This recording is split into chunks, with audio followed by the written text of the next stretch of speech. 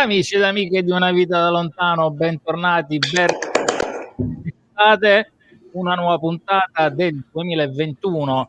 Proprio ormai è passato il momento in cui non potevamo scrivere 2021, ma scrivevamo 2020, e quindi dentro pieni in questo nuovo anno che ormai è arrivato a febbraio, con me che sono Raffaele Labrozzi, i miei amici Mario Draghi e Giuseppe Conte vi accompagneranno in questa e altra entusiasmante puntata di Una vita da lontano.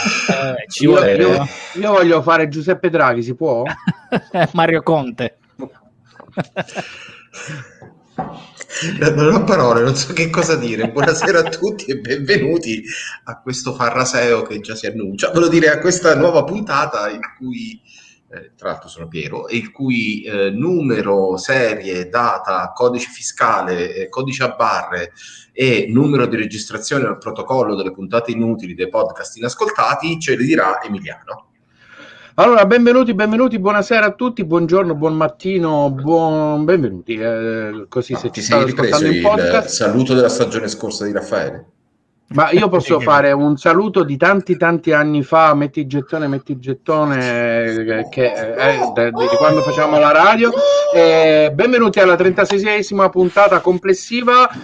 Siamo alla quarta puntata della seconda stagione. Abbiamo con noi che scuote la testa, non so se per la disperazione oppure perché sta precipitando un'ora così di discussione molto leggera, più leggera di quello che immaginasse. Il nostro ospite di questa sera da Londra, fuori dall'Unione Europea, per il Regno Unito, abbiamo con noi Arcangelo Lonoce, e sono riuscito a non sbagliare il tuo cognome perché è molto bello, la noce è facile, invece no, sono riuscito a non sbagliarlo. Benvenuto, grazie di essere con noi. Grazie a voi.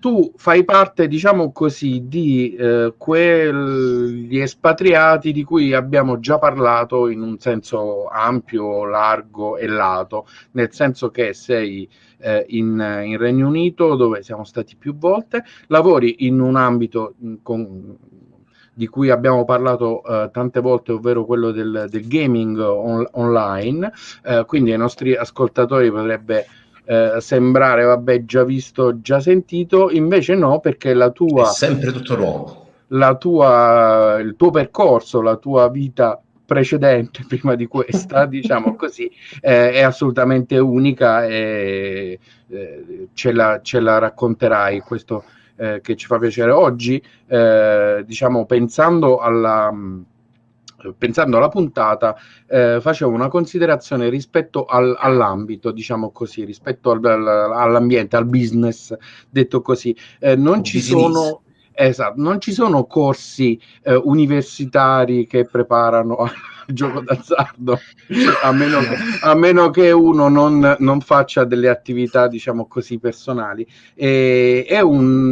Sono tutte figure, tutti lavori nuovi, in divenire, che non sono ben esattamente codificati, e per cui diciamo così, se ci racconti la tua esperienza, sicuramente potrà essere utile a qualcuno che sta cominciando la sua vita lavorativa adesso o decide di cambiarla. Sicuramente tu diciamo così, quando ti stavi diplomando non pensavi assolutamente di finire in questo ambiente, in questo lavoro, a fare quello che stai facendo ora.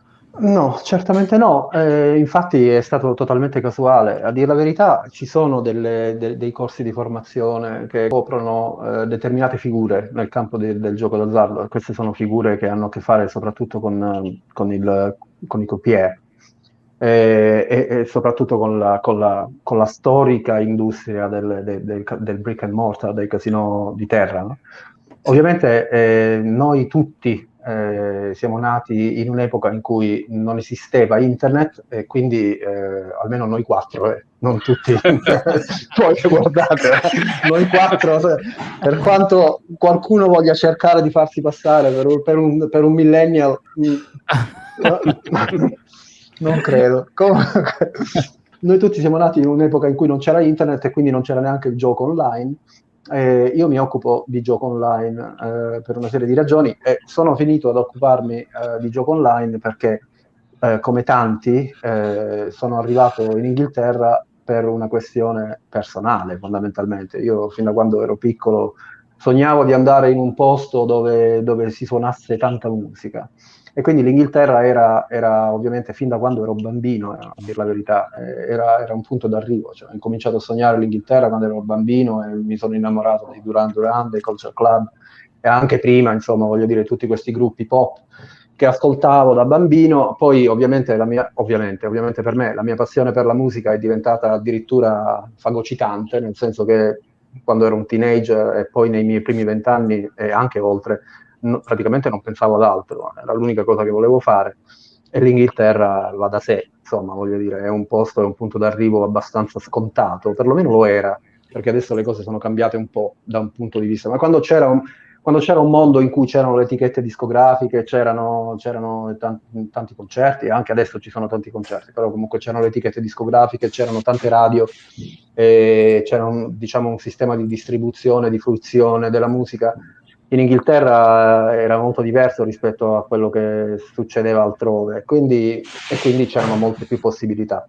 Anche da un punto di vista, non ho mai avuto l'esigenza di arrivare, di diventare famoso, cose di questo tipo, però volevo che la mia musica fosse fruita, questo sì, e soprattutto non volevo che fosse bollata come alternativa, ecco, a prescindere, no? Perché siccome non ho mai suonato cose, diciamo, tipicamente pop, canzoni d'amore, cose di questo tipo, e non le ho mai scritte, allora non volevo che, a prescindere, questa cosa fosse una cosa diversa, diciamo, no? Quindi sono andato in Inghilterra e quando avevo 23-24 anni, una cosa del genere, ovviamente senza arte né parte, perché in realtà io mi sono diplomato al liceo classico, quindi al liceo classico ci sono... Quindi come ad altri due di questo gruppo, insomma, con le basi proprio pronte, no? Come si diceva, per professionali, sì, le scuole alte. Le scuole alte.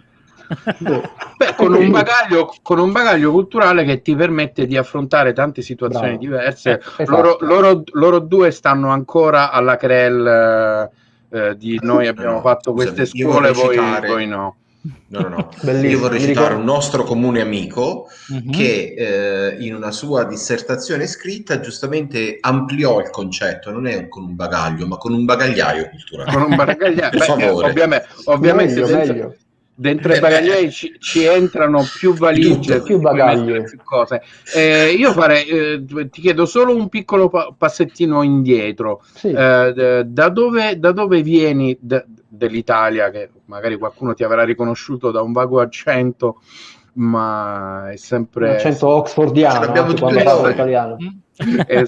Esatto. A quello alludevi. Sì, vengo dalla Puglia, vengo da Taranto, precisamente, che è una città dei due mari. Una città dei due mari e di tante altre cose. Diciamo che più che dei due mari si parla di altre cose, generalmente, quando si parla di Taranto. Sì, delle volte. E diciamo anche che... come è sempre stato, c'è tantissima gente che vive di musica, mangia la musica, sogna la musica, potrebbe morire di fame, ma pur di fare la musica, che però la scelta di partire non l'ha mai fatta e mai la farà, no? È una delle cose che, per esempio, ti distingue da tante persone che io conosco, che a un certo punto della propria vita, comunque questo tentativo di andare oltre, per appunto farsi ascoltare o semplicemente per conoscere il mondo, non l'ha fatto. Quindi diciamo che già c'è una piccola particolarità. E la domanda conseguente è: ma perché Taranto ti stava stretta, o semplicemente perché appunto avevi questo non lo so, chiamiamolo infatuazione, o comunque questo obiettivo di provare ad andare, vedere come andava? Tutto mi stava stretto, l'Italia mi stava stretta, in realtà. A dir la verità, anche l'Inghilterra dopo un po' mi è stata stretta, nel senso che proprio Allora, partiamo dall'inizio. Cioè, Taranto è un posto dove quando io crescevo si suonava tanta musica, e si suonava tanta musica di un certo tipo anche, di una certa qualità. C'era una scena molto interessante durante la fine degli anni 80, all'inizio degli anni 90, ed è una scena che io ho amato e di cui sono stato parte, perché il mio inizio nella scena musicale è stato proprio con un gruppo, insomma, quando stavo a Taranto, e con quel gruppo abbiamo incominciato a muovere i primi passi interessanti, siamo stati suonati su Radio 1, insomma, ovviamente a Planet Rock, non su altri programmi, però ci suonavano così. No, infatti... per noi conta... il nome del gruppo a questo punto è tu che per noi conta di più. Si chiamava Veronica Voss, il gruppo, che ci tengo a dire è il titolo di un film, di uno dei miei film preferiti di sempre, che è un film di Rainer Werner Fassbinder, il regista tedesco. Vabbè, comunque, sì, si chiamava Veronica Voss, era un gruppo praticamente che probabilmente quando si è formato nel 93 esprimeva un certo tipo di suono e un certo tipo di attitudine che non era molto comune dalle nostre parti. Perché vabbè, era un gruppo, sì, c'era una cantante, erano 3 ragazzi e una ragazza, eravamo molto giovani, giovanissimi, quindi insomma avevamo facce da bambini praticamente, e pur suonando cose molto pesanti, molto rumorose, piuttosto violente, anche se non veloci, apparivamo piuttosto imberbi, nel senso che eravamo sempre colorati, cioè era una cosa molto, molto 90s. Ma velocissimo. Guarda che abbiamo trovato. Per chi ci sta seguendo via YouTube, insomma via Twitch eccetera, cioè, sto mandando le immagini. Adesso non so se per questioni di copyright posso mandare anche l'audio, vediamo un po'. Non so se lo sentite. Speriamo che sia una registrazione decente. Non c'è di tutto là sopra, ci sono demo. Noi speriamo nel bootleg pirata che è uscito peggio, chiaramente. Sentite l'audio della canzone, no? Noi no, però speriamo che gli ascoltatori la... ma questa è una cover, stai suonando una cover, questa è una cover di un caro amico che si chiama Marco Schnabel, ed è... Okay. Però perlomeno vedete le facce, ecco, i ragazzini, no? I bambini, molto belli, a parte il bassista che era in un periodo George Harrison, in quel periodo lì. E quindi è vero, E quindi, insomma, c'era una situazione in cui credo che nella zona e anche oltre la zona abbiamo colto un periodo, no? Un periodo in cui non c'erano più queste separazioni tra metallari, panchettoni, rockettari, poppettari e cose del genere, e quindi abbiamo colto quel periodo lì, è stata una cosa bellissima, un'esperienza meravigliosa, e forse è la cosa che mi lega di più a Taranto questa qui, perché ho visto il pubblico di Taranto, e il pubblico di Taranto, un certo tipo di pubblico si è innamorato di noi, ci seguiva moltissimo, ci veniva a vedere. Noi facevamo, giusto per dire, perché non lo posso dare per scontato, facevamo solo cose nostre, non facevamo cover e cose di questo tipo, cioè noi non ci precludevamo nessun tipo di situazione, eravamo di Taranto ma saremmo potuti essere di New York, di Berlino, di Londra, e quindi niente, cantavamo in inglese, che ci ha allontanato da quella che era una scena già fiorente e che invece in quel periodo era già diciamo mainstream, no? Quella che è la scena appunto alternativa italiana degli anni '80, che comincia con l'Itfiba, sai, la scena fiorentina e cose del genere, CCCP e così via. In quel periodo era diventata insomma mainstream, perché l'altro giorno leggevo che i CSI nel 94 sono andati al primo posto in classifica, addirittura Marlene Kunz hanno fatto un grosso botto. Noi cantavamo in inglese, siamo durati poco proprio perché io e la cantante Gemma a un certo punto abbiamo deciso di andarcene. E di andarcene a Londra. La mia idea all'epoca di andarcene a Londra era il fatto che a un certo punto, intanto volevo che la musica fosse riconosciuta al di là di quelle che erano le nicchie alternative e cose di questo tipo. E poi non vedevo sbocchi, cioè non vedevo sbocchi da un punto di vista, per esempio, della produzione della musica in uno studio di registrazione, non vedevo sbocchi dal punto di vista del budget per produrre musica, non vedevo sbocchi ulteriori a quella che era la scena alternativa italiana, praticamente, che è una scena che io amo, però comunque sia, evidentemente mi deve essere stata stretta all'epoca. Certo. Sì, oppure eravate alternativi all'alternativa che in quel momento era molto... Forse.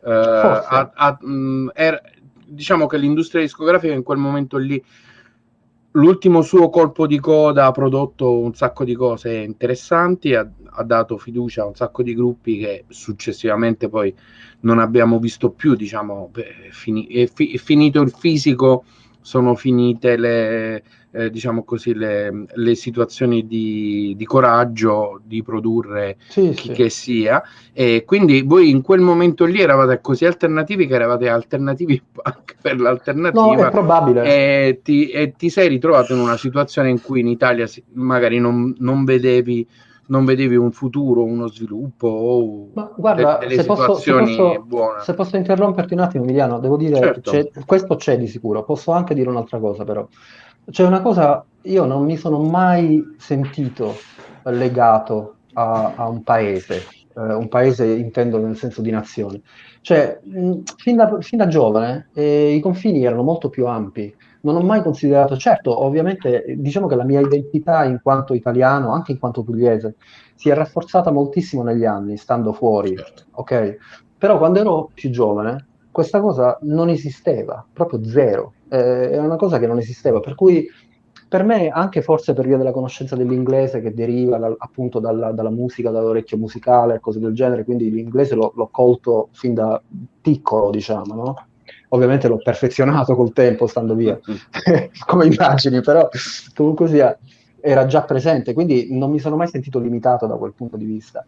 E certamente l'idea era anche questa. E c'era anche il fatto, a dire la verità, di evitare di essere settorializzati. Cioè, questa è un'altra cosa che a un certo punto, intorno ai 20 anni, ha incominciato a darmi fastidio. Cioè, il fatto di essere circondato da persone, per quanto le amassi, ma da persone così simili a me, da molti punti di vista.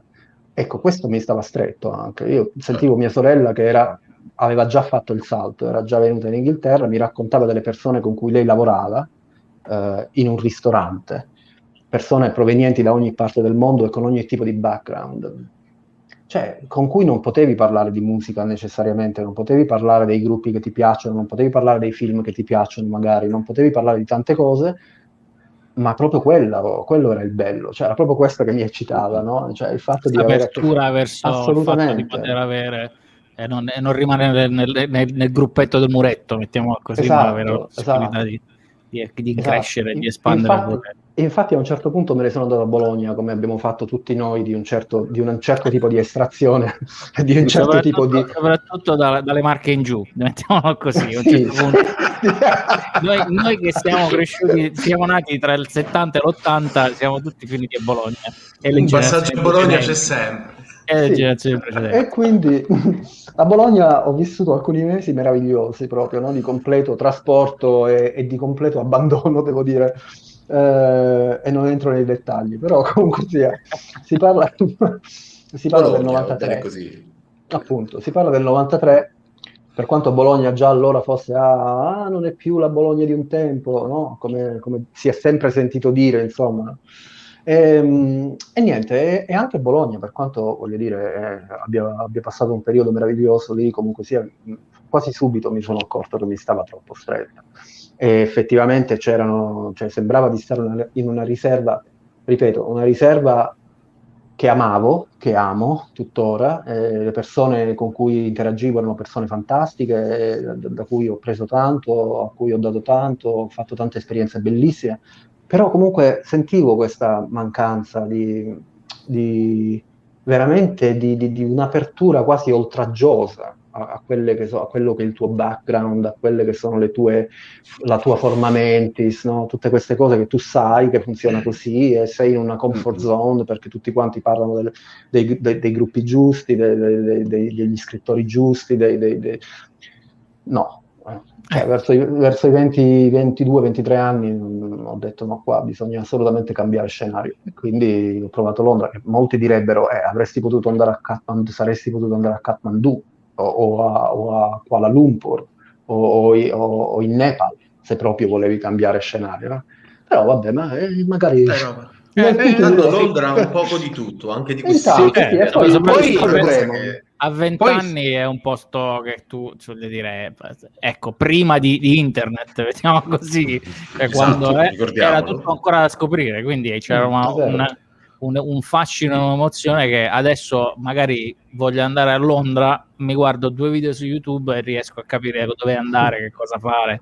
Invece prima era tutto un po' ok, ho degli amici magari, e poi però dopo era tutta un'avventura, perché ovviamente non sapendo niente, non conoscendo nessuno e conoscendo la lingua relativamente male o bene, poi dipende, magari era proprio tutta un'altra storia, no? Certo, no, sì, poi c'è anche da dire che con diciamo così il nostro approccio al mondo di oggi, sostanzialmente appunto con questa logica, ti guardi 2 video su YouTube o comunque inizi a cercare su internet, a parlare con persone e alla fine non ci vai a Londra perché hai fatto tutta una serie di cose direttamente da casa e dici che ci vado a fare. No, io invece riconosco assolutamente, secondo me ci vai di corsa.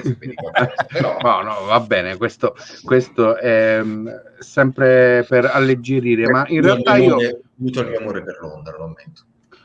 Mi dispiace, io negli anni ho proprio l'odio profondo verso le città, ma non per le città in sé, ma per le persone. Quindi, immaginati quanto siamo buoni che ti facciamo parlare. Non ce l'ho con voi. No, io invece riconoscevo una cosa che malamente potrei definire la sindrome della bolla.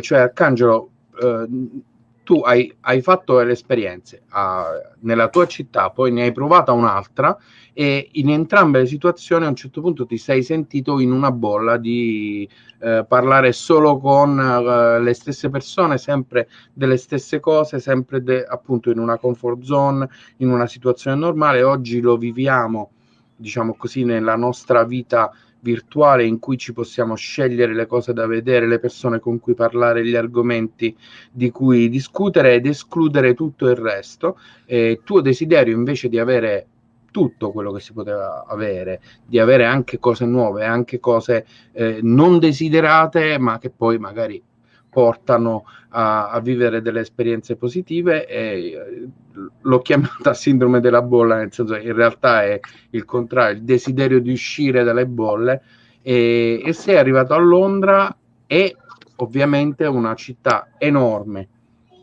gigantesca, con tutte le possibilità del mondo. Che tipo di approccio hai avuto? Che situazione hai vissuto? Ti sei buttato a pesce o ti sei cercato delle situazioni appunto in cui fare quello che ti piaceva fare, cioè suonare? Adesso non ti vediamo, ci sei ancora, Arcangelo? Sì.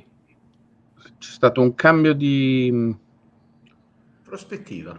Un cambio di prospettiva con un freeze finale.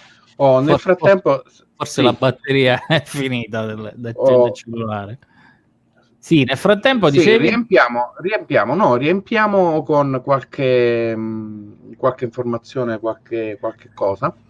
Sì, allora intanto... che non abbiamo. No, ok. Allora ci sono 2 cose. La diretta è solo ovviamente su Facebook. Ecco di qua. Il bello della diretta. Allora ti rimuovo dal telefono, così. Ecco. Ecco, visto che ti avevamo perso di là, e ti recuperiamo di qua. Perfetto, ok. Ovviamente che con le batterie probabilmente sono finite, oppure... Sì, mi ha letteralmente prosciugato la batteria nel momento in cui siamo andati in camera e così via. Vabbè, allora no, per chiudere stavo dicendo che ovviamente la diretta su Facebook non c'è per una serie di motivi che non vi sto a spiegare, ma siamo sempre se no ci cancellano, diciamocelo. Su YouTube e sul social viola, che pare si chiami Twitch adesso, perché tutti quelli che stanno su YouTube non lo chiamano Twitch ma lo chiamano il social viola, non so per quale motivo, e ovviamente anche su Twitter. Quindi se ci state ascoltando in podcast ci potete guardare su uno di questi 3 social. Twitter è il social azzurro dell'uccellino, quindi probabilmente sì. No, Twitch è viola. Vabbè, Twitter... sto parlando di Twitter, non sto parlando di Twitch adesso, so bene che Twitch è viola, un canale anche.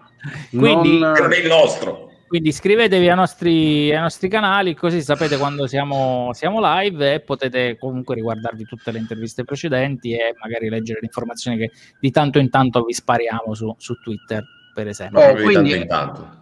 Arcangelo, eravamo arrivati al tuo arrivo a Londra. Io ho fatto delle considerazioni verbose che possiamo tagliare tranquillamente. Sì.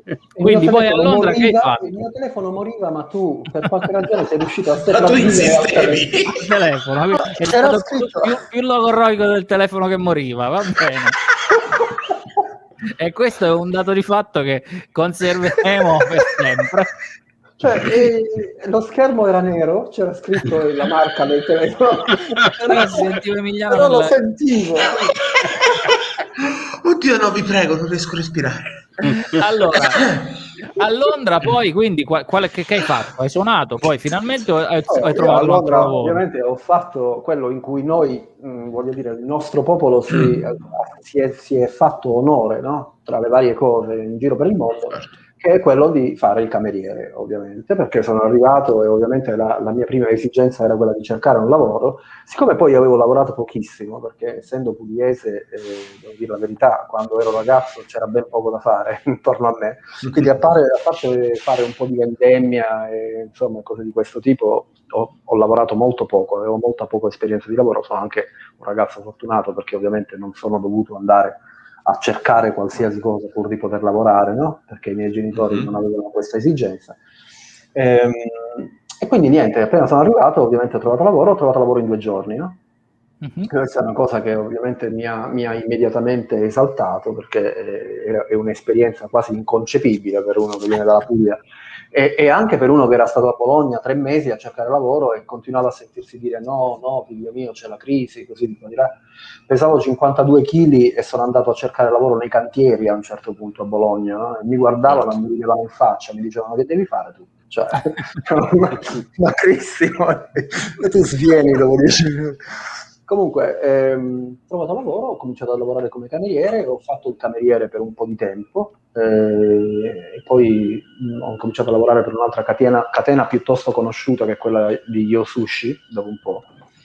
E dopo un po', niente, mi è capitata un'occasione era quella di appunto lavorare in un call center, perché pur avendo fatto più o meno carriera in quella situazione del catering, la paga era bassissima e la mole di lavoro era assolutamente sproporzionata rispetto a quello che era la paga. E quindi a un certo punto ho pensato, vabbè, proviamo questa cosa di questo call center. E questo call center era un call center di un casino online. Ecco come è cominciata, per tornare al gambling, al gaming. Esattamente, è cominciata così. Conosco questa storia. È una storia comune a molti di noi. Allora, c'è un libro, anzi un libro, un film che si chiama Generazione 1000 euro, che è stato insomma un po' il libro che tutti abbiamo letto. Non era una cosa super, insomma, ma nel film c'è Tatti Sanguinetti, che è un critico cinematografico che fa una parte e fa la parte del capo del call center, che dice un anno di call center lo dovrebbero fare tutti i giovani come il militare, praticamente, perché sostiene che sia formativo ed effettivamente per tutti noi che abbiamo lavorato in un call center in un modo o nell'altro in diverse aziende è formativo, no? Perché poi ti cambia la vita, soprattutto all'estero, no? Sì. E anche devo dirti la verità che veramente anche lavorare nei ristoranti mi ha cambiato la vita. Credo che quella sia stata forse l'esperienza più formativa in assoluto che io abbia mai fatto in vita mia, quella lì. È proprio stata veramente una scuola, una palestra, quella lì, che è paradossale perché sai, insomma, c'è tanto valore riguardo alla scuola, cioè la scuola è importantissima, figuriamoci. Però come continuazione, diciamo, credo che le mie esperienze all'università di Bari mi abbiano formato infinitamente meno di quello che invece io ho visto su quel floor di quel ristorante. E niente, per tornare a quello che mi chiedevate, certo che ho suonato, sono arrivato a Londra, all'inizio non suonavo perché non avevo tempo per suonare, perché dovevo invece andare fuori la sera, dopo aver lavorato, dovevo uscire. Avevo troppa voglia di vivere e quindi inevitabilmente stavo sempre fuori e poi non conoscevo nessuno con cui suonare.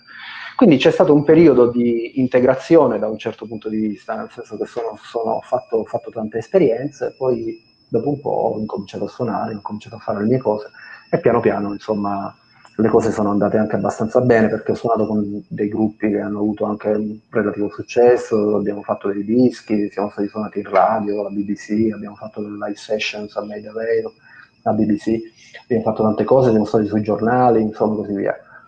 E questo è quanto. Questa è stata una bella esperienza, pur avendo comunque sia sempre un lavoro da fare, perché con la mia musica sono riuscito a sopravvivere per un periodo molto limitato. C'è stato un periodo in cui ho lasciato il lavoro, perché avevamo firmato un contratto discografico e insomma avevamo una serie di tour davanti a noi che non mi permettevano di tenere il lavoro, perché non era possibile.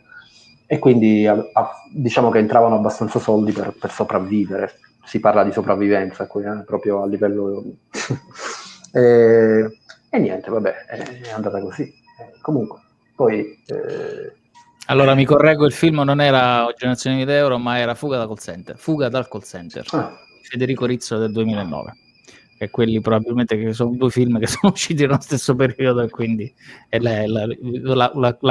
la quota era: un tempo avevamo il servizio militare, la Naia, oggi un annetto al call center e le farà bene, giovanotto, perché lui faceva la parte dello psicologo aziendale del call center.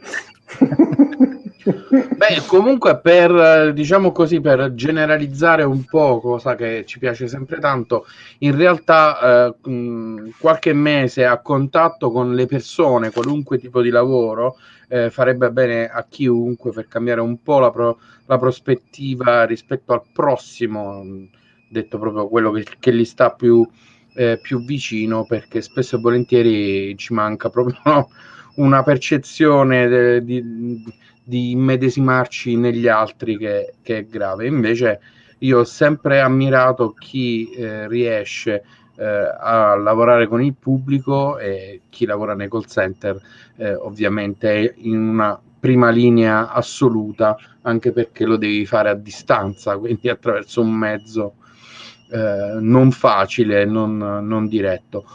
Ma in dopo quel caso, questo, tra l'altro, sì. vorrei aggiungere che si impara la prima vera regola del commercio, che non è il cliente ha sempre ragione, anzi, il cliente ha sempre torto e molto spesso va educato. Ecco.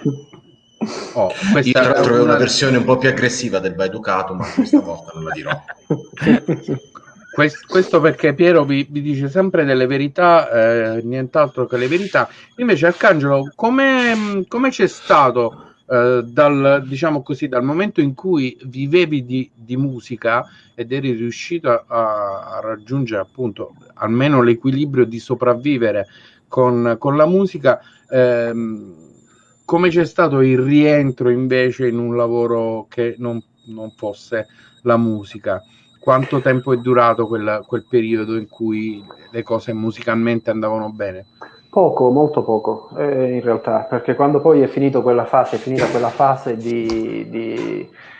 insomma, che poi non è una honeymoon, non è stata una luna di miele in realtà, è stata diciamo è stato un vortice, perché effettivamente noi ci siamo trovati in una situazione in cui a un certo punto abbiamo firmato questo contratto discografico e nel giro di pochissimo tempo, insomma, abbiamo preso un booking agent, abbiamo preso insomma un manager diverso, cose di questo tipo, e ci siamo ritrovati con tutta una serie di cose da fare e ci siamo accorti che effettivamente non potevamo continuare a lavorare e fare queste cose, quindi dovevamo fare una scelta, no?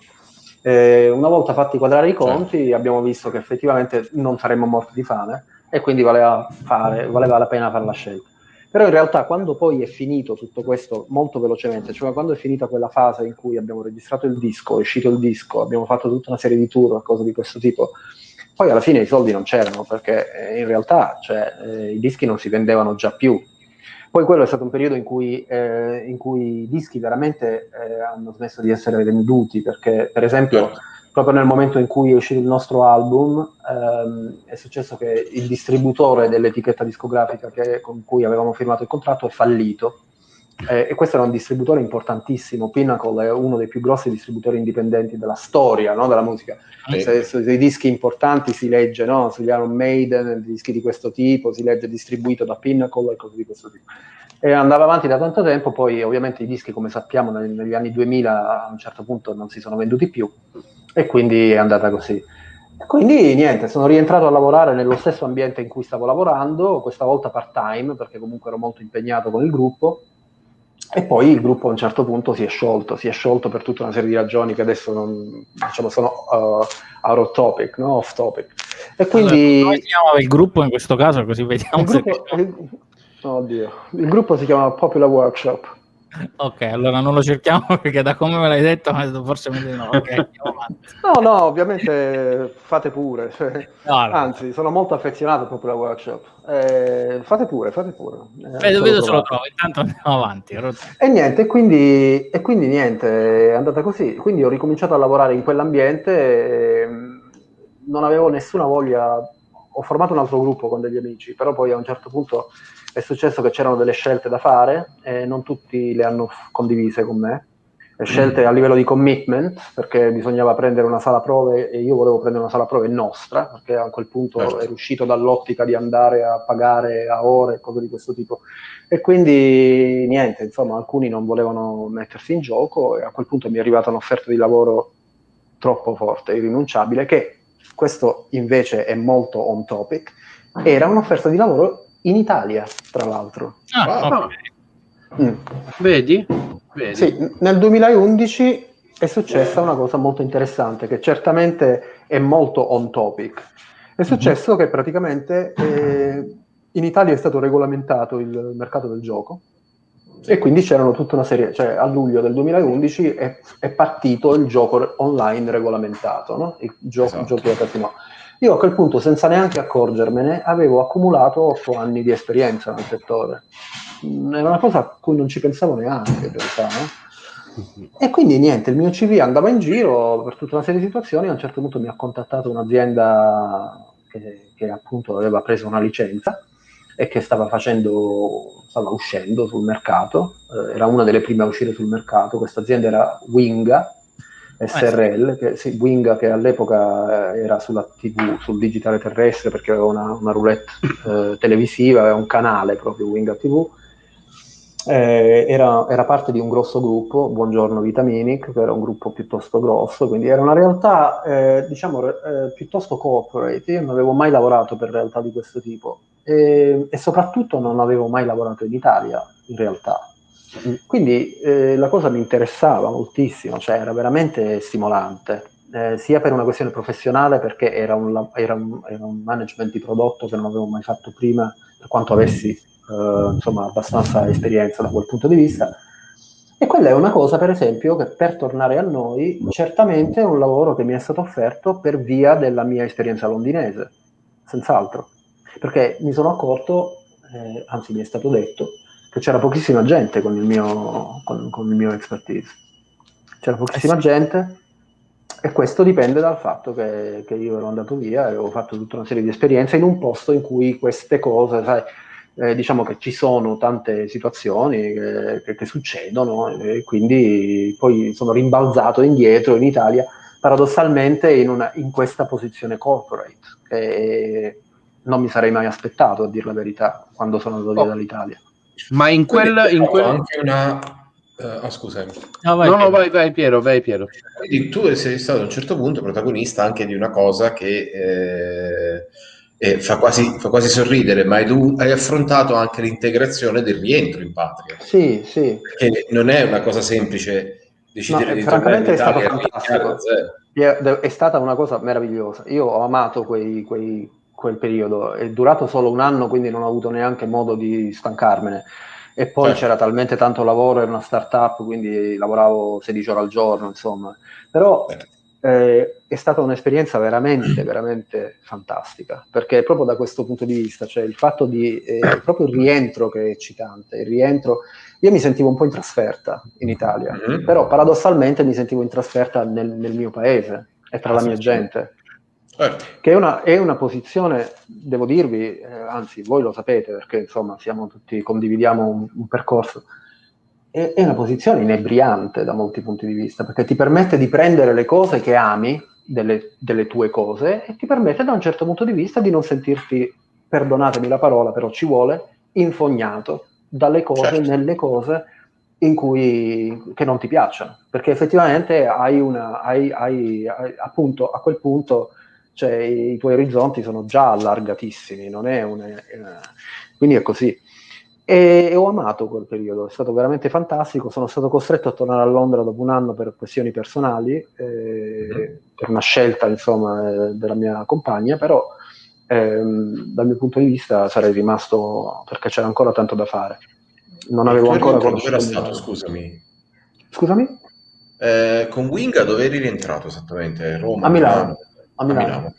A Milano, che quindi insomma non avevi perso, diciamo, le cose belle di Londra, perché Milano è forse la città italiana che c'ha un Oddio. pochino di Londra, mettiamola Slippery, così. very slippery.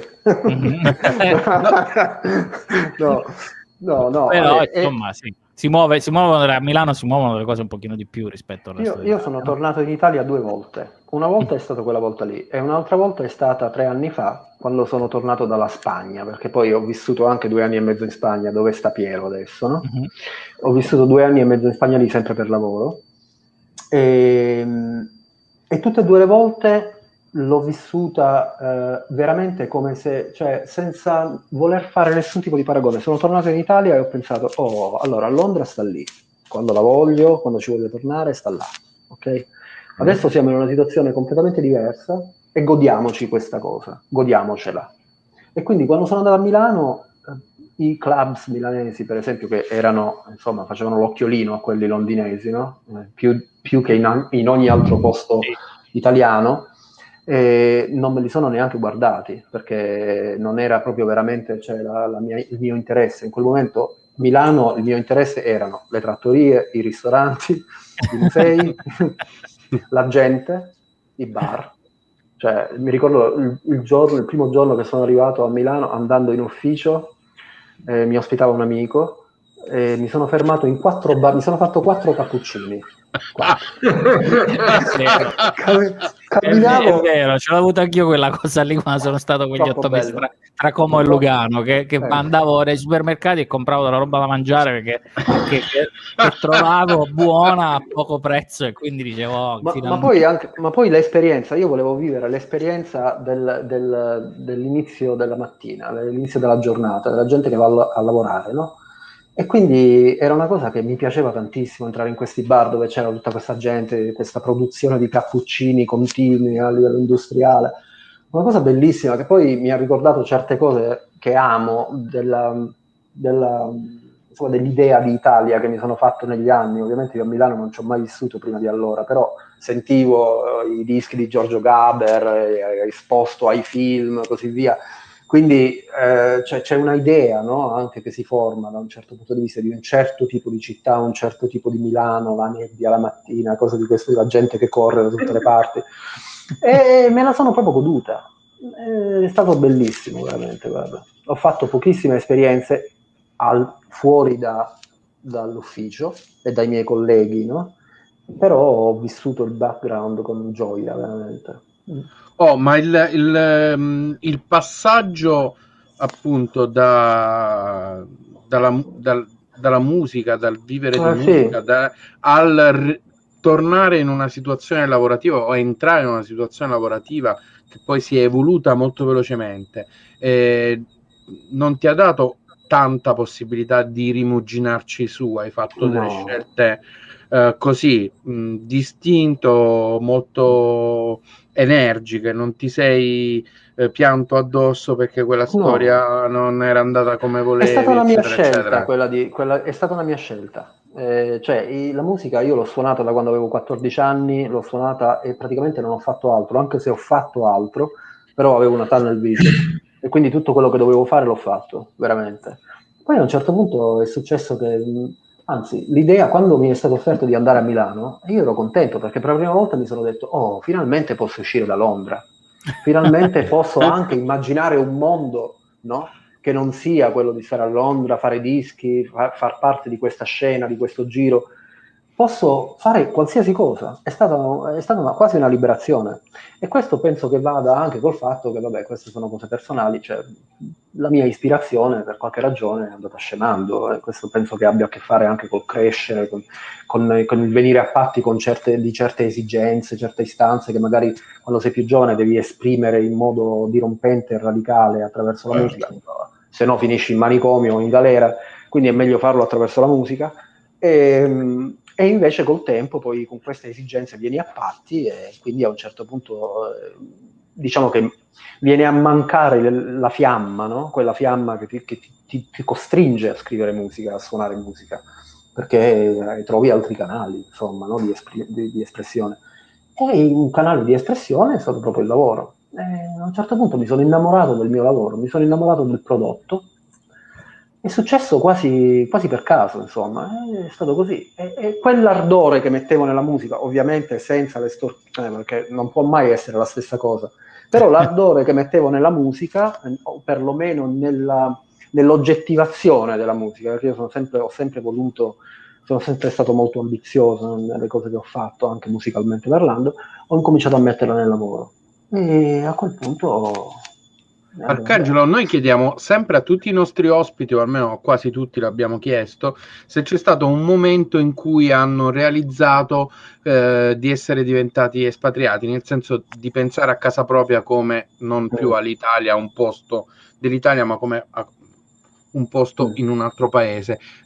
Tu hai fatto click invece nel tuo cambio di vita, tra virgolette, quando hai realizzato che il tuo lavoro era quello e che lo sapevi fare bene, ti veniva bene e avevi passione. C'è stato un momento che hai fatto click oppure è avvenuto tutto in una maniera che non te ne sei accorto e un giorno hai detto ma No. la mia vita adesso è questa? Ma sì, è andata così. Cioè io ero molto, a un certo punto quel lavoro lì a Milano mi eccitava molto più di quanto mi eccitasse star lì a darci testate con i miei compagni di gruppo che non volevano investire nella sala prove. Cioè il fatto è che a un certo punto, non so perché, mi è venuto naturale il fatto di star lì ancora una volta a sentirmi dire cose tipo non me la sento di investire perché sai come vanno queste cose, non ne potevo veramente più. Ma credo che il motivo per cui non ne potevo veramente più, ripeto, dipende dal fatto che non c'era l'ardore, il fuoco sacro dello scrivere più musica, non c'era più. E quindi invece questa cosa di Milano mi eccitava sia l'idea di tornare in Italia, mi eccitava l'idea di avere un lavoro di un certo tipo in Italia, devo dire la verità. Sì. Qualche tempo prima era morto mio padre, no? Allora, mio padre, che era uno che aveva un lavoro rispettabile, cose di questo tipo, cioè era uno che io l'ho sempre visto come una persona rispettabile, rispettata, insomma, per quanto fosse un uomo pieno di estri, però si portava appresso questa aura, no? Di persona rispettabile, ecco, così di qua di là. È una cosa che io non conoscevo proprio, questa cosa qua, anzi, devo dire la verità che da adolescente volevo essere quanto più lontano da questa idea, come succede spesso, no? E invece la morte di mio padre, un paio d'anni prima che mi capitasse questa opportunità a Milano, forse da un certo punto di vista mi ha entusiasmato l'idea di poter vivere un po' come lui. Non so se mi spiego, cioè di poter essere in una posizione di un certo tipo in Italia, come era lui, e di vedere com'è. Cioè l'idea è, vediamo un pochettino com'è da questa parte qua, perché non l'avevo mai conosciuta questa cosa qui. Quindi questo mi interessava anche ovviamente il tornare in Italia da espatriato, quindi da straniero da un certo punto di vista, e il fatto di tornare con la mia compagna anche che è inglese, insomma certamente mi ha tenuto, no, con una gamba lì, non so se mi spiego, sì, qui a Londra, no? sì. Quindi è stata un'esperienza, diciamo, molto particolare che volevo fare a tutti i costi. E quindi mi sono trovato in questa situazione qua, mi ci sono trovato benissimo, la musica non mi passava manco per l'anticamera del cervello, proprio veramente, cioè amo tuttora la musica, anche allora l'amavo, ovviamente ascolto musica continuamente, compro dischi, spendo un sacco di soldi a dischi, una cosa, però... E anche lì Londra è un posto dove puoi trovare un sacco di posti dove comprare dischi, eccetera. Andavo a vedere i concerti prima del Covid, però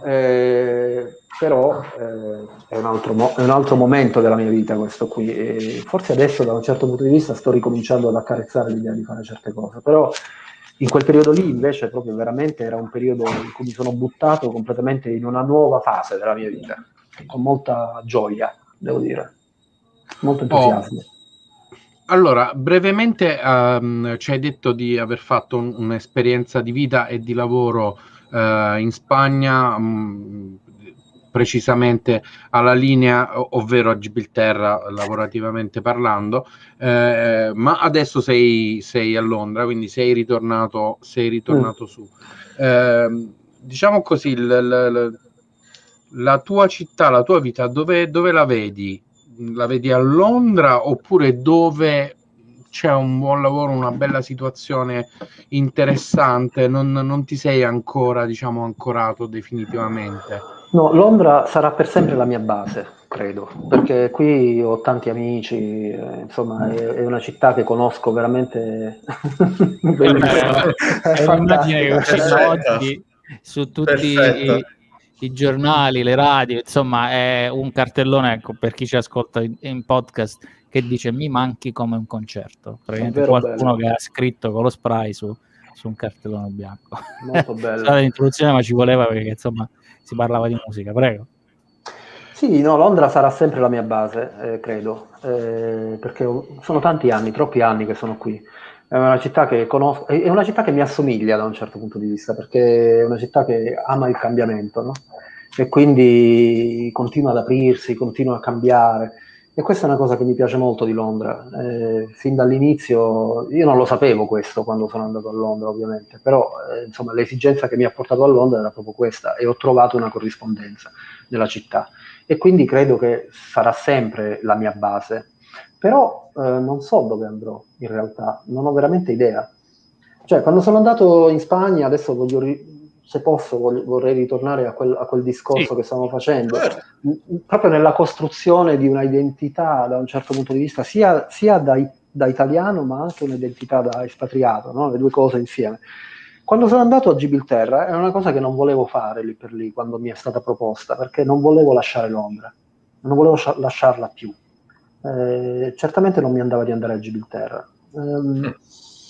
Mentre invece, vabbè, poi il lavoro, insomma, le opportunità mi hanno fatto propendere per andare. Anche la mia compagna pensava, vabbè, andiamo, cioè alla fine se non ci piace torniamo, insomma, non è che stiamo andando chissà dove. E quindi siamo andati. Siamo andati, ci siamo trasferiti in Spagna, siamo stati alla Linea, appunto, in Spagna. Che è un posto, abbiamo scoperto, bellissimo, da tutti i racconti di Stefano che abbiamo avuto con noi. No? Scherzo, però. Un posto meraviglioso. Abbiamo avuto, diciamo, teorie contrastanti. A me è piaciuto adesso. Io poi sono un grande fan del TV show che c'è su Netflix, si chiama appunto La Linea, e sono amico su Facebook del sindaco della Linea, ma dico, è un posto interessante, no? Ne abbiamo parlato molte volte. Sì, per me è stato, vabbè, io l'ho amato, ma dipende da tutta una serie di cose. Ancora una volta si parla di identità qui. Praticamente la Linea mi ha ricordato Taranto, immediatamente, perché è una città piena di... cioè è una città molto semplice, è fatta di gente semplice ed è fatta di gente molto genuina. E da un altro punto di vista è un posto che è in un paradiso terrestre, perché lo è, come anche Taranto lo è, e che questo paradiso è stato stuprato, okay? Da un modello di sviluppo di un certo tipo. Quindi da questo punto di vista la Linea mi ha ricordato moltissimo la mia città. Primo. Secondo, il vivere quotidiano alla Linea e poi di contrasto l'andare a lavorare in un ambiente britannico, passando la frontiera, mi ha fatto crescere dei punti interrogativi dentro di me. Cioè, mi sono detto, ok, da quale parte stai meglio? Da quale parte vuoi stare in questo momento della tua vita? E la risposta è stata dalla parte della Linea, ok? Per cui quando poi sono andato a trovare un altro lavoro, perché cercavo un altro lavoro e ho trovato quello che faccio adesso, me lo sono trovato anche per avere l'opportunità di tornare in Italia ancora una volta. E infatti ho fatto questo. Questa volta sono tornato a Roma, sono andato, che è un'altra mia fissa da tanto tempo, era una città in cui volevo vivere, però a certe condizioni. Ecco, vediamo la linea della confezione, che è rimasta nel mio corazon. Credo che sia una delle sagome più inconfondibili. Chi l'ha vista una volta in vita sua, il doppio declinare della rocca verso il mare è indimenticabile.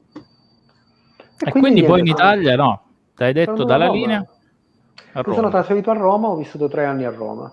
Ho vissuto 3 anni a Roma facendo il lavoro che faccio adesso, in remoto, prima del Covid, perché effettivamente quando sono stato assunto da questa compagnia io ero la pietra su cui poi fondare tutta l'Europa, no? Il mercato europeo, voglio dire, l'espansione europea della compagnia. Quindi io sono stato il primo in Europa ad essere stato assunto fondamentalmente da questa compagnia. E quindi lavoravo da casa. E mi sono trovato una casetta molto bella in una zona meravigliosa vicino al Celio, la Villa Celimontana, insomma. Sono stati 3 anni incredibili perché Roma è di una bellezza veramente unica, imparagonabile a niente, e questa non è una banalità, è vero, magari non lo è per tutti, ma per me è così e l'ho sempre pensato. Mi trovi al 100% d'accordo e credo, appunto, io ho sempre detto che in Italia tornerei solo per Roma o per Torino. Vabbè, non cominciamo con Torino. Non cominciamo con Torino, anche perché ci sono motivi sentimentali forti lì, ma chi lo comunque dice? in generale sono le 2 città più belle in cui mi piacerebbe passeggiare quando non sto al lavoro. E vabbè, è andata così, quindi sono andato a Roma, sono stato 3 anni a Roma, non ho fatto altro che lavorare e andare in giro per monumenti, per chiese, cose di questo tipo, godermi i tramonti, godermi le albe, insomma, godermi gli spaccasassi ovunque. Insomma, ho fatto pochissima vita mondana, sono andato a vedere 3 concerti, credo, in 3 anni. Però ho mangiato da Dio, ovviamente, ho messo su un po' di chili, mi sono rinforzato un po'. E la tua compagna è sempre con te? Sì. Che ti ha seguito praticamente in tutti gli spostamenti. È incredibile, ma è vero. Poi però alla fine, insomma, adesso siamo tornati. Alla fine nei dettagli. Forse sì. E quindi poi sei tornato a Londra e adesso praticamente c'è un ufficio, prima del Covid c'era un ufficio nel quale andavi a lavorare o hai continuato a lavorare praticamente? No, lavoro da casa, ho un ufficio qui. E da un punto di vista lavorativo qui Londra adesso è un qualcosa che dovremmo andare ad esplorare. Ovviamente un hub, io prima del Covid viaggiavo continuamente per lavoro, no? Quindi andavo in giro per il mondo continuamente, ero sempre su un aereo. Adesso ovviamente non è possibile, però comunque sia da un punto di vista professionale Londra certamente diciamo, offre una serie di possibilità di espansione per quanto riguarda l'azienda per cui lavoro, insomma, quindi insomma adesso vedremo un pochettino di far contare anche questo spostamento a Londra, perché diciamo che il periodo è quello giusto, professionalmente parlando, cioè c'è una cosa importante da fare qui in Inghilterra che è quella di prendere una licenza britannica che non abbiamo ancora, ne abbiamo altre ma non questa, e quindi insomma sarebbe un'espansione molto interessante professionalmente parlando, e quindi credo che sia una buona occasione di far contare il mio ritorno in città, nel paese. Quindi sì, quando mi chiedevi dove mi vedo in futuro, non lo so. Fino a un anno fa io mi ero assolutamente convinto, anzi sono ancora convinto, che prima o poi sarò su un isolotto malese, e ancora una volta questo non è un sogno. No, non è, no, proprio. Un po' più piccolo. È inventato. Non è vero, no, aspetta, non è vero. Pare che 3 anni fa, se non ricordo male, abbiano trovato uno scoglio che è approssimativamente come latitudine e longitudine, quindi come coordinate dovrebbe essere nella posizione che Salgari immaginava per Monfrecel. Quindi ecco, io questo obiettivo ce l'ho, sia chiaro. Labuan esiste, e così esiste Sandakan, credo che si chiami, che è un atollo, se non vado errato, in Malesia, no? Ecco, io ci sono stato tante volte per lavoro in Malesia, l'ho girata e mi sono innamorato del posto. E quindi c'è questo isolotto che si chiama Langkawi, a cui sono molto affezionato, dove mi sono fatto un'idea che prima o poi mi piacerebbe prendermi un baretto lì e praticamente vivere così, andare a nuotare tutti i giorni, visto che sono sempre 32 gradi lì, e quindi niente, sto baretto sul mare, che sta aperto un po' di ore al giorno, diciamo riuscire a campare. Però, questo è il retirement plan praticamente. Quindi. Sì, esatto, campare nuotando continuamente tutti i giorni e mangiando pesce e nient'altro. I peggiori comunque come progetti. Ecco, questo è un po' il sogno di tutti, un po' devo dire della nostra generazione, no? Il famoso Ciringhito. Sì, ma mi sembra assolutamente mi sembra assolutamente fattibile, cioè è una cosa perfettamente fattibile, basta volerlo. E quindi sì, infatti ne parlavo con mia madre di recente, mia madre ha detto tutti noi sogniamo un isolotto, ho fatto no, ma non hai capito, io so pure quanto costa il baretto sull'isolotto. Guarda, ho fatto l'application per la licenza l'altro ieri, hai ancora capito? Perché anche lì, ed è questo secondo me è una chiave di lettura per tutto un sacco di storie che abbiamo raccontato. Ci vuole l'ossessione, no? Tu ci hai raccontato l'ossessione per la musica, poi la musica se è stata parte dell'ossessione per il lavoro che fai e poi quando poi approcci una cosa come uno dice vabbè il baretto sulla spiaggia in Malesia, però poi il mindset è quello di dire ok, allora facciamo un business plan, quanto costa, dove sta, dove lo devo mettere, eccetera, eccetera, eccetera, perché poi tutto quello che ti sei, il famoso bagagliaio culturale di cui parlava Piero all'inizio della puntata, poi ce l'hai e quindi affronti le cose in questo modo e per tutto. Quindi poi nel bene o nel male gli altri ti guardano un po' come per dire ma questo è perché fa così, ma io me ne rendo conto, Cioè, questo ritorno a Londra, per esempio, dopo 3 anni a Roma, dopo 3 anni in Spagna, cioè, tutte queste cose qui, chi mi conosce da una vita, ormai credo che ridacchi quando pensa a me, cioè ai miei traslochi, no? Che poi i traslochi col tempo all'inizio sono molto agili, ma sì. col tempo incominciano a diventare un po' problematici. Quindi questi traslochi adesso sono diventati un po', insomma, e quindi queste cose, cioè, decidi e lo fai, no? Voglio dire, se una cosa deve essere fatta, la fai. Questo è il caso. E così è stato nel bel mezzo del lockdown, cioè, voglio dire, tra l'altro. Insomma, è stata una cosa, questo trasloco in Inghilterra è stato veramente molto, come potete immaginare, insomma, un po' complicato, pieno di ansie perché prenoti tutto, non sai se ti chiudono la frontiera, non sai niente, insomma, voglio dire come andrà, se ci saranno problemi, che cosa troverai dall'altra parte. Quindi niente, si è fatto comunque, si fa. È vero. Allora, noi siamo arrivati praticamente alla fine. Sì, dici Piero? È stato così bravo a farlo che invece di portare un cane come faccio di solito, ne ha portati 2, sono 2 Podencos di qui, di dove sto io, perché sono 2 Podencos andalusi. Infatti l'altro giorno quando siamo rimasti a chiacchierare dopo il prologo abbiamo confrontato che i cani si assomigliano anche con loro. Però ben 2 cani, quindi un giorno possiamo fare la puntata anche sui suoi cani. Assolutamente, e i suoi traslochi, perché lì diciamo che un conto è muovere Piero e un cane, e un conto è muovere una coppia di persone e 2 cani, quindi il racconto è ancora più diciamo così pittoresco. Potreste anche avere i cani come vostri ospiti, perché anche loro sono espatriati e vedono la Spagna da lontano. Prima sono stati in Italia, adesso stanno in Inghilterra. Questi sono cani, insomma, anche loro sono che hanno viaggiato, quindi poi le spese che abbiamo calcolato nella prima puntata dell'anno con Piero di quanto ha speso per il cane, così possiamo moltiplicarle per 2.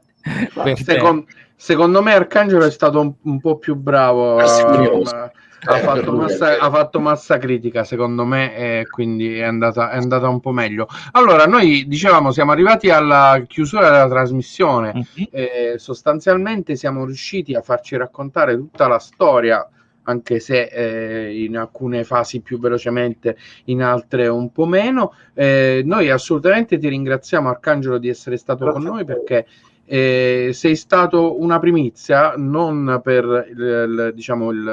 l'ambiente lavorativo e il business, non per il paese in cui stai vivendo adesso, ma sei il primo ex aspirante musicista che abbiamo, almeno di un certo livello. A noi ci piacciono le primizie, ed è una delle sfide, diciamo così, che abbiamo nel fare questa trasmissione, di trovare sempre persone nuove, cose nuove, situazioni nuove, paesi nuovi. Quindi ti ringraziamo assolutamente di essere stato con noi per questa 36esima puntata, e quindi io intanto saluto, poi ovviamente Arcangelo farai dei saluti finali tu, lascio la palla a Piero e Raffaele per le cose tecniche che facciamo sempre alla fine. Arcangelo, c'è Benissimo. qualcosa che ci... No, se vuoi chiudere, se vuoi dirci qualche cosa in chiusura, se no, insomma... No, assolutamente, grazie a voi, grazie mille per avermi invitato, è stato un piacere, veramente un piacere. Spero di ripetere questa esperienza face to face, non necessariamente con una camera puntata, ma insomma anche amichevolmente davanti a una birra. Quando apri il tuo Ciringhito noi ti veniamo a trovare. Noi veniamo in senza- palestra, vestiti da Sandokan. Magari non so se ti fanno Con la entrare. scimitarra. È difficile che ti facciano entrare con la scimitarra. Mi accontento di poter portare un Chris nascosto da qualche parte, che ricorderei secondo le descrizioni di Salgari era il pugnale serpentato. Salgari che ha scritto tanti libri su persone in diversi posti del mondo, adesso questa lo dobbiamo dire perché è proprio telefonata. Lui non si è mai mosso dalla sua cucina di Genova. Ecco, quindi questa è una storia interessante. Infatti, no? Salgari sarebbe l'ospite per eccellenza, no? Sì, Cioè, ci potrebbe raccontare tutto senza aver visto nulla, una cosa meravigliosa. Veramente ha fatto così tanto il giro, è andato così lontano che praticamente è ritornato al punto di partenza e non si è mai mosso. Quindi. Allora, Piero, la prossima settimana dove ci vediamo e dove ci sentiamo?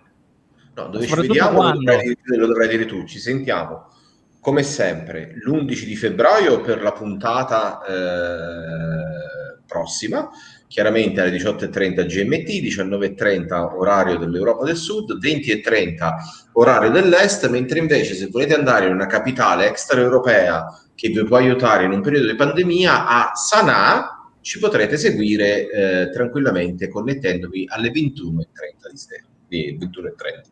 Io peraltro, permettetemi, chiudo dando un ringraziamento particolare ad Arcangelo che oltre a essere una persona che ho avuto la fortuna di conoscere circa un paio d'anni fa a distanza mentre ero in Messico, poco più di un paio d'anni fa, nel tempo è stata anche una fonte preziosa di miglioramento dal punto di vista professionale, per cui questo ci tenevo a dirlo pubblicamente, grazie. Perfetto. Grazie a voi ragazzi. Perfetto, allora noi ci sentiamo giovedì prossimo, domenica, poi giovedì per una nuova puntata di Una Vita Lontano live ed in podcast. Questa volta saremo un pochino più in podcast che live, però perché saremo più lontani, diciamo, saremo ancora più lontani. Veniteci a sentire domenica per sapere che cosa facciamo, dove andiamo, chi siamo. Ecco, perché andremo veramente lontani, ci dovremo svegliare molto presto e quindi saremo lontani. Voi di più, io di più di voi. Però io faccio nottata. È stato un piacere come sempre, è stato un piacere ascoltare la storia di Arcangelo. Ci vediamo la prossima settimana. Ciao. Ciao a tutti.